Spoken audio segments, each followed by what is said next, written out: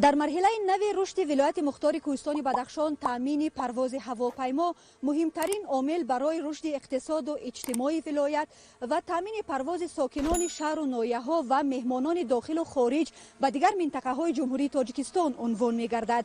این است که با دستور و سفارش‌های اساسگزار صلح و وحدت ملی پیشوای ملت پرزیدنت جمهوری تاجیکستان محترم امامعلی رحمان امروزها فضای هوایی شهر خاروخ پرره برقرار گردیده نخستین پرواز هواپیما به طور تجربوی به شهر خاروخ صورت گرفت. محض با توجه مخصوص اساسگزار صلح و وحدت ملی پیشوای ملت پرزیدنت جمهوری تاجیکستان محترم امامعلی رحمان در مرحله نوی رشد بدخشان امروز در مرکز ولایت شهر خاروخ نخستین پرواز سنجشی هواپیمای L410 از فرودگاه بین المللی دوشنبه به فرودگاه شهر خاروخ انجام داده شد. باید گفت که هواپیمای مذکور استحصال شرکت ایلکرافت اینداستری دولت چیخه بوده برای 19 نفر جای نشست پیش بینی گردیده است. طبق اطلاع نماینده شرکت ایر ناویگاسیا هدف اساسی انجام دادن پرواز هواپیما پیش از همه برقرار نمودن پروازها در خطهای هوایی محلی عنوان گردیده آن را غمخواری نوبتی پیشوای ملت پرزیدنت جمهوری تاجیکستان محترم امامعلی رحمان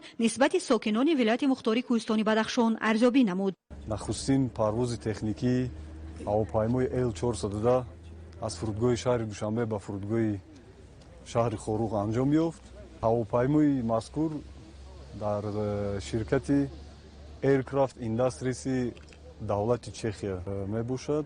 مقصد اساسی انجام دادن این پرواز این برقرار نمودن پروازها در خطهای هوایی محلی به شمار می رود که به تطبیق عمل نمودن دستور و سفارش‌های اساسگزار صلح و وحدت ملی پیشوای معظم ملت پرزیدنت جمهوری تاجیکستان محترم امامعلی رحمان می باشد. در فرودگاه هوایی شهر خاروخ نمایندگان شرکت سامون ایر و مسئولین شرکت ایلکرافت اینداستری دولت چخیا را رهبریت ولایت استقبال نمودند. ذکر گردید که محض با هدایت‌های نیک و سازنده اساسگزار صلح و وحدت ملی پیشوای ملت پرزیدنت جمهوری تاجیکستان محترم امامعلی رحمان و غمخوری‌های پیوسته جهت تامین زندگی شایسته برای ساکنان مملکت امروز در شهر خاروخ فضای هوایی برقرار گردید. مسئولین مقامات اجرایی حکومت دولتی ولایت برای غمخوری‌های پیوسته جهت تامین زندگی شایسته برای ساکنان مملکت عرض سپاس بیان نمود. قید شد که در آینده نزدیک اویاسیای گردشداری جمهوری تاجیکستان کوشش می‌نماید چنین پروازها را نه تنها به شهر خاروخ بلکه به دیگر شهر و ناحیه‌های مملکت. پرواز هواپیما در مرحله نوی رشد بدخشان وسیله بسیار هم بلند رشد سمت‌های مهم اقتصاد و اجتماعی ولایت ارزیابی می‌گردد. این اقدام دولت و حکومت مملکت برای فراهم آوردن شرایط مساعد